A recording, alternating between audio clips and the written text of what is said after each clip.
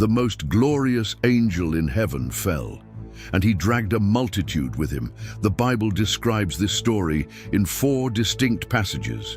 When you put them together, you see 3 exact movements that led to that fall. Those same 3 steps brought Eve down in the garden. They brought David down in his palace, and they are operating today on millions of people who do not even realize it. Before this ends, you are going to recognize which of those 3 steps are operating right now in your own life. No makeup, no decorations. If you think you know this story, wait. Because most people teach tradition disguised as Bible. When you learn to separate the two, what remains is much more disturbing than you imagine.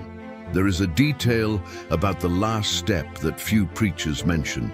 Something that explains why he was able to drag so many with him, and why the same strategy works today better than ever. My name is Raul, and welcome to the channel. Here we talk about the Bible with honesty, without inventing dialogues that do not exist, without presenting tradition as if it were revelation. Just the text, its context, and what it really means for you today. If this interests you, hit the subscribe button. And if you are already part of the family, hit like. It is the simplest way you have to help this message reach more people. If you just arrived and you are not convinced yet, you do not need to do it. Watch the video first. If it is worth it, you will know what to do. Let's begin. First, something you need to understand so that everything else makes sense. The complete story of the fall of God's enemy is not gathered in a single place in the Bible. It is scattered across 4 distinct passages. Christian tradition for almost 2,000 years has read them together as pieces of the same puzzle, and it is good for you to know what each one says before moving forward. The first is in Isaiah chapter 14. There the prophet pronounces a word against the king of Babylon. In the middle of that word, a striking phrase appears. How you have fallen from heaven, morning star, son of the dawn. In Hebrew, the term is Halel ben Shachar, Halel ben Shachar, shining one, son of the dawn. When Jerome translated the Bible into Latin around the year 405, he chose the word Lucifer to translate that term. Lucifer means light bearer. From that translation decision comes the name by which many of us know him today. Some Spanish Bibles, like the Reina Valera Antigua and the Jubileo, preserve Lucifer. Others, like the Reina Valera of 1960, prefer Lucero. Both words mean the same thing, shining star. And here comes something few people mention. In its literal sense, Isaiah 14 does not directly speak about Satan. It speaks about the king of Babylon. The text itself says so in verse 4. But Christian tradition, since Tertullian in the 2nd century, read in that fall an image of the fall of the spiritual enemy. And that reading, although debated, holds because it fits with other passages we are going to see. The second passage is in Ezekiel chapter 28, a lamentation against the king of Tyre. But there phrases appear that go beyond any human king. You were the seal of perfection. You were in Eden, anointed cherub. You walked in the midst of stones of fire until iniquity was found in you. That is why many interpreters have seen there, once again, an image of something greater. The third passage is in Revelation chapter 12. There the language is no longer veiled. It speaks of a war in heaven. Michael and his angels fought against the dragon. The dragon was cast down, that ancient serpent who is called the devil and Satan. It is the most explicit text of all. The fourth is a short sentence from Jesus in Luke chapter 10. I saw Satan fall from heaven like lightning. When you put those 4 pieces together, you begin to see the outline of the story. It is not a linear chapter. It is a mosaic constructed across the centuries. And within that mosaic, Christian interpreters have identified 3 movements that explain why he fell. Let's go to the first one. Here I ask for all your attention, because this is the step that is most repeated today. The first movement is called pride. Pride is not just wanting to be important. It is something much more subtle. It is the desire to occupy a place that does not belong to you. It is looking upward and saying, that could also be mine. Listen to what Isaiah chapter 14, verses 13 and 14 says, "You said in your heart, I will ascend to heaven. On high, beside the stars of God, I will lift up my throne. I will sit on the mount of the assembly, in the most distant regions of the north. I will ascend above the heights of the clouds. I will be like the Most High." Pause for a moment. Read that phrase again in your mind. I will ascend. I will lift up. I will sit. I will ascend. I will be like. 5 verbs in the first person, 5 declarations of an inflated self, 5 rungs of a ladder that he himself builds toward a place that never belonged to him. Notice the last rung. I will be like the Most High. It does not say I want to destroy the Most High. It does not say I want to compete with him. It says I want to be like him. I want the same level, the same authority, the same recognition. That is the exact signature of pride. It is not hatred of God. It is comparison with God. It is putting yourself on the same line, on the same step, in the same photograph. This is where the story becomes uncomfortable. If you think that strategy died thousands of years ago, you are wrong. It is more alive than ever. Do you know what is one of the most repeated phrases of the 21st century? Believe in yourself. You are your own God. You create your reality. You decide what is true and what is not. Think for a moment. Those phrases are not neutral. They are the modern translation of, I will be like the Most High. They are the same ladder. Only now it is sold in self-help books, in motivational seminars, in social media accounts with millions of followers. Don't misunderstand me. Having confidence is not a sin. Working for your dreams is not a sin. The Bible is clear. God gave you abilities. God gave you gifts. God expects you to develop them. But there is an enormous distance between developing what God gave you and declaring yourself independent of God. Pride begins when you stop needing the Creator. When you think that your effort, your intelligence, your charisma, your bank account are enough. When you pray outwardly, your kingdom come, but in the depths of your heart you are building your own. Here comes something that is going to shake you. Lucifer did not want to be above God. He wanted to be next to him. He wanted to share the throne. He wanted the worship to be divided. That was enough for him. That is exactly the same trap that he sets for you. He does not ask you to deny God. He asks you something much more subtle, to place something else next to God, your career next to God, your image next to God, your opinion next to God, your comfort next to God. Remember what happened with Eve in Genesis chapter 3. The serpent did not tell her God does not exist. He told her, you will be like God. Do you realize it? The same trap, the same language, the same poison distilled into a single phrase. If you still think this does not apply to you, let me ask you a question.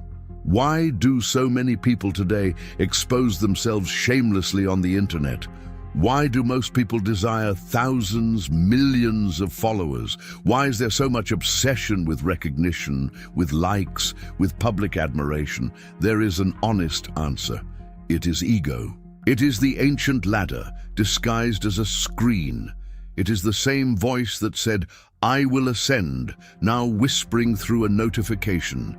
That is why in Isaiah chapter 41, verse 14, God speaks to the people of Israel with a brutal image. Do not fear, worm of Jacob, worm. That was the word God chose, not to humiliate Israel, but to remind them of something. No matter how chosen you were, no matter how elevated you were, before the glory of the eternal, you are dust. That is the first defense against the enemy's trap. Remembering who you are, remembering who he is. Let's go to the second step. This is the one that has become most subtle in our days. The second movement is called vanity.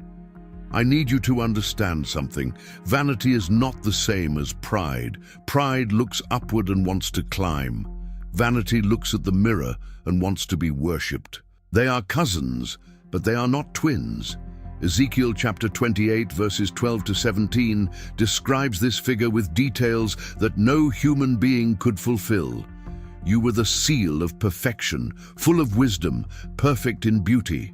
You were in Eden, the garden of God. Every precious stone was your covering: carnelian, topaz, jasper, chrysolite, beryl, onyx. You, great cherub, protector. I placed you on the holy mountain of God. You were perfect in all your ways, until iniquity was found in you. Here is the verse that changes everything. Verse 17, your heart was lifted up because of your beauty. You corrupted your wisdom because of your splendor. That phrase is surgical. It does not say he was lifted up because of his power. It does not say he was lifted up because of his achievements. It says because of his beauty, because of his splendor. Before continuing, I need to address a very popular idea with honesty. Many people claim that Lucifer was the music director of heaven. That idea comes from reading verse 13 of Ezekiel 28, where tambourines and flutes are mentioned among his ornaments. But the truth is that the text does not say that explicitly. It is an interpretation. Although it can be suggestive, it is not something the Bible affirms directly. I prefer to be honest with you, so that we do not build castles on sand. What the text does affirm without ambiguity is this: his beauty destroyed him, his glory sickened him, his splendor convinced him that he no longer needed to look upward because he could stay looking at himself. That is vanity, when what God gave you becomes more important than the God who gave it to you. Does it sound familiar? Imagine for a moment this possible scene. A young person gets up every morning.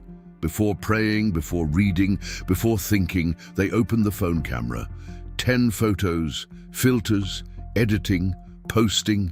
They wait for the comments. They wait for the likes. If the likes do not come, their entire day collapses. That person does not consider themselves a sinner. They do not drink. They do not steal. They do not openly lie. But their heart is repeating the same step that Ezekiel described. It is lifted up because of its beauty.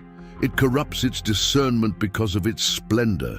The trap of vanity is brilliant for one reason: it does not require you to reject God. It only asks that you fall in love with his reflection in the mirror more than with God himself. Think about David. 2 Samuel chapter 11. He was in his palace at the hour when kings went out to war, but he stayed. From the terrace he saw a woman bathing, Bathsheba. The text says she was very beautiful in appearance. David did not turn his gaze away. The beauty caught his eyes. His eyes caught his heart. His heart dragged him into adultery, into a lie, into a murder. It all began with a gaze that lingered too long where it should not.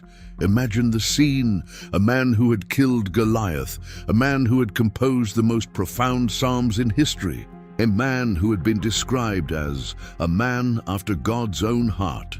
And yet in a single afternoon, everything he was fell because of a gaze he refused to turn away. That is the brutal force of vanity when combined with desire. It does not bring you down with a war. It brings you down with an instant of distraction. I'm not telling you that being handsome or beautiful is bad.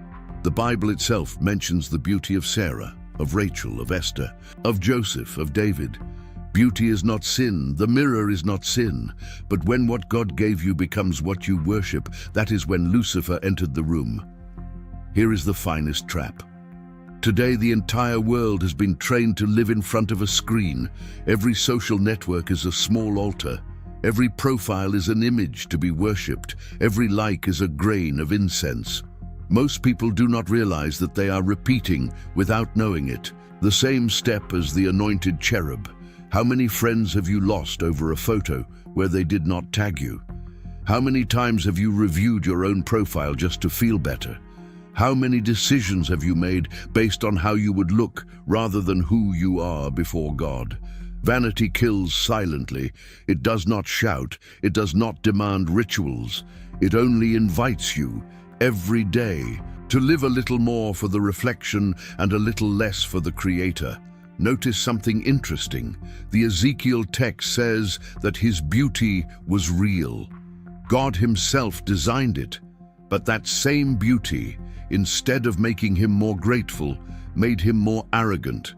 What should have led him to worship led him to self-worship. That is the second defense you need. When you receive something good, when someone praises you, when you look in the mirror and like what you see, return the credit. Lift your eyes. Remind yourself, this that I have does not make me God. This that I have obliges me to bow before the God who gave it to me.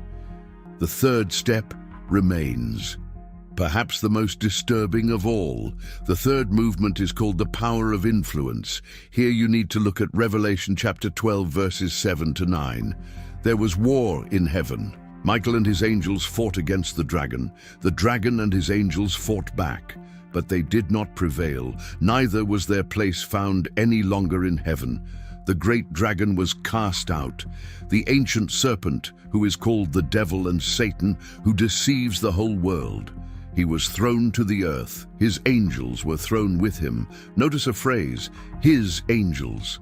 How is it possible that a created being had his angels? Where did they come from? When did he recruit them? How did he convince them? Here is verse 4 of the same chapter. His tail dragged a third of the stars of heaven, and he cast them to the earth. Christian tradition interprets those stars as angels. It is a sustainable interpretation, but I owe it to you to be honest. The text does not say it literally. What does become clear is this. When the dragon fell, he did not fall alone. He fell with a multitude. That means that before the fall, he had the power to convince. That is the part that should shake you the most. Not that he fell alone, not that he was defeated alone, but that he convinced a multitude to fall with him. How did he do it? Think about it. If he was the most glorious being of creation, if his beauty was the seal of perfection, if he had wisdom beyond any creature, then he had something that in human terms we would call charisma. He had a capacity for persuasion that few could resist.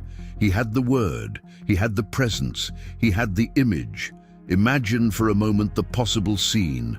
A radiant being, known by all the angels, respected, admired, called anointed cherub by the Creator himself.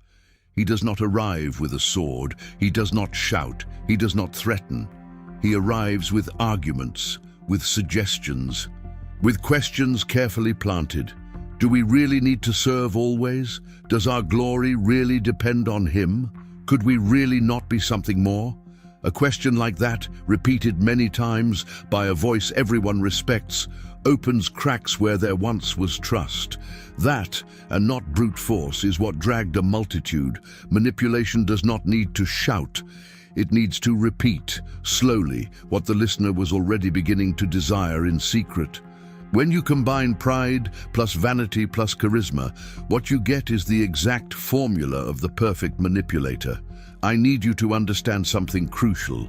That same formula is still active today. Only now it does not manifest among angels. It manifests among humans, many times where you least expect it. Look at the platforms that grow the most today. Leaders who speak with a soft voice, who dress well, who have oratory skills, who fill stadiums. Not all of them are false.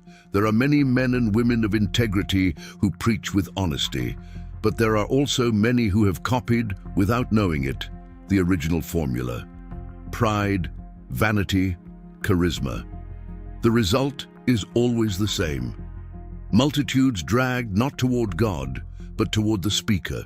Speaking of the influence of multitudes, I cannot fail to mention a terrain where Satan has been especially effective. Music. There is a passage in Ezekiel 28 that mentions tambourines and flutes. As I told you before, we cannot affirm with certainty that Lucifer was the music director of heaven. The Bible does not declare it that way, but what we can affirm is this. From the beginning, music has been a powerful channel to move the human heart. David himself said so when he played the harp for Saul. Music changes atmospheres. Music opens spiritual doors. That is why it is one of the terrains where the enemy has invested the most resources. Look at the lyrics that young people listen to today. Look at the symbols that appear in music videos, on covers, in live performances. There are artists who openly declare their connection with the occult. There are others who disguise the message under pleasant melodies.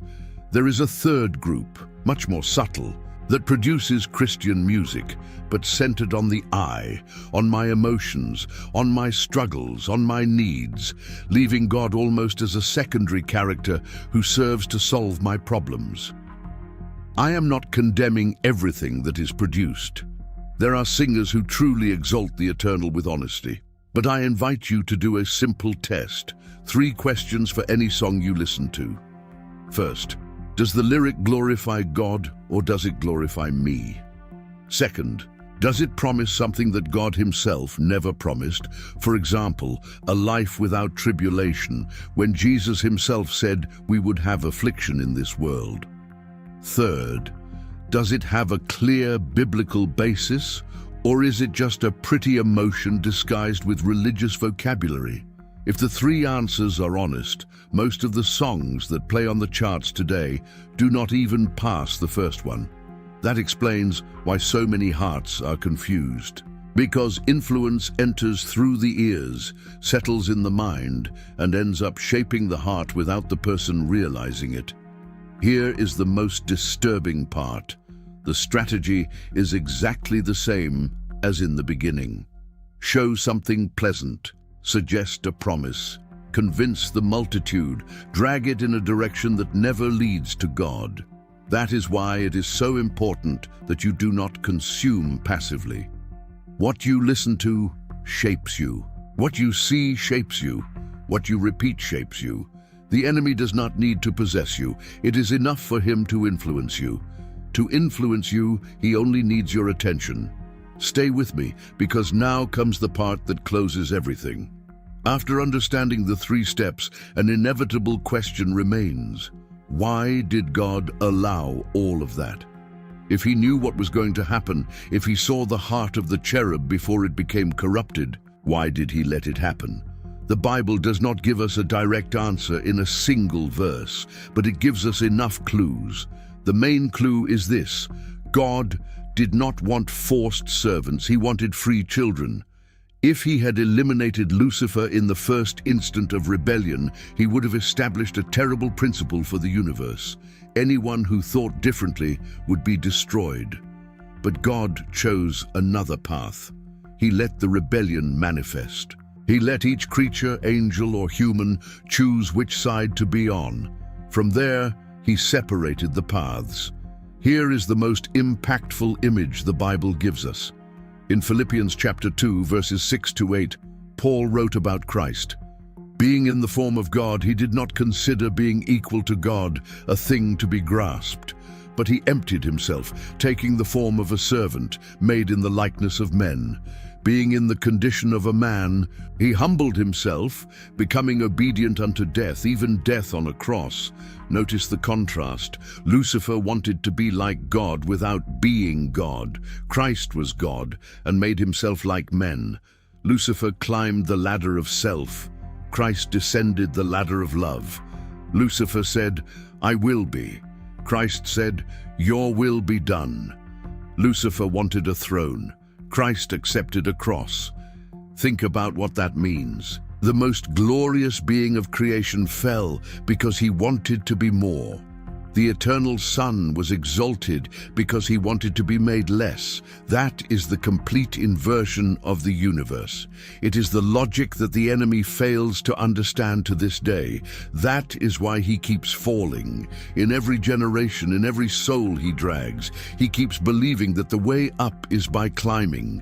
In the kingdom of God, the way up is by descending. That is the only possible answer to the 3 steps. The antidote to pride is humility. The antidote to vanity is the worship of the Creator, not of the reflection. The antidote to human power of influence is to follow Christ, not men.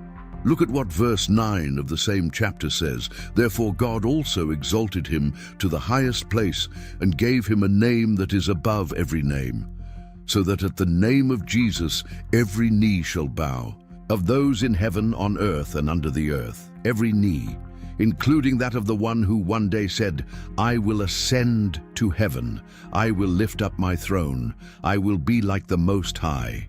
That being who fell, one day will bow the knee, not by conviction, by sentence, because history is already written. You, right now, while you are listening to this, are at a point of decision. You have 2 ladders before you, the one of self, which climbs and climbs and in the end falls, or the one of love, which descends and descends and in the end is exalted by God Himself. You decide which ladder you climb. But do not decide thinking that you have infinite time. You do not have it. No one has it. Every day is a choice. Every hour is a choice. Every thought that comes to your mind, every notification on your screen, every song that enters through your ears is pushing you toward one of the 2 ladders. Learn to recognize the traps. Learn to call them by their name: pride, vanity, disordered influence. When you recognize them, do not stay looking at them. Step away. Close the app. Change the song. Leave the conversation. Bow down before God. Say with honesty, I do not want to be like you. I want to be of you. I want to belong to you. I want you to reign, not me. That prayer, repeated with truth, has more power than 1,000 motivational seminars. It is the only prayer that the enemy cannot imitate. He knows how to imitate many things, but he does not know how to surrender. He does not know how to bow the knee out of love. That is why a single soul that surrenders honestly before God is worth more in heaven than any strategy he has attempted for thousands of years. You are worth that. You are worth that surrender. God is waiting for it. There is a detail that many overlook when they read this story. The fall was not instantaneous. Ezekiel says that iniquity was found in him. That phrase implies a process, a silent growth, a seed that entered and was not pulled out in time. The same thing happens with you. You do not fall in a single day. You fall in 1,000 small decisions that seemed harmless, a gaze that lingered too long, a conversation that went longer than necessary, a song you let play without examining the lyrics, a thought you caressed instead of rejecting. That is why vigilance is daily, not weekly, not monthly, daily. The seeds you do not pull out today, by tomorrow have already taken root. But there is good news. Christ knows all those seeds. Where you do not have the strength to pull them out, He does. He only needs you to want it. He only needs you to open the door. Asking for help is not weakness. Asking for help is wisdom. Prayer is not a religious act. It is an honest conversation with the Creator who knows every corner of your heart and still wants to walk with you. I leave you with a final image. Imagine that you are standing. Before you are 2 figures. One is dressed in glory, but its heart is empty. It wants you to admire it.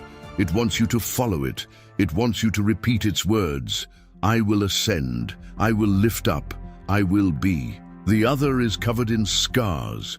It has marks on its hands. It has a crown, but it is not of gold. It is of thorns. It looks at you with eyes that do not ask for admiration.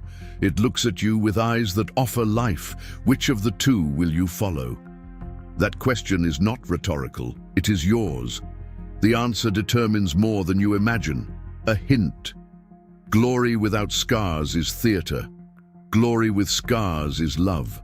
Only love is eternal. If this message touched you, let me ask you something simple. Share it. Send it to someone who needs to hear it.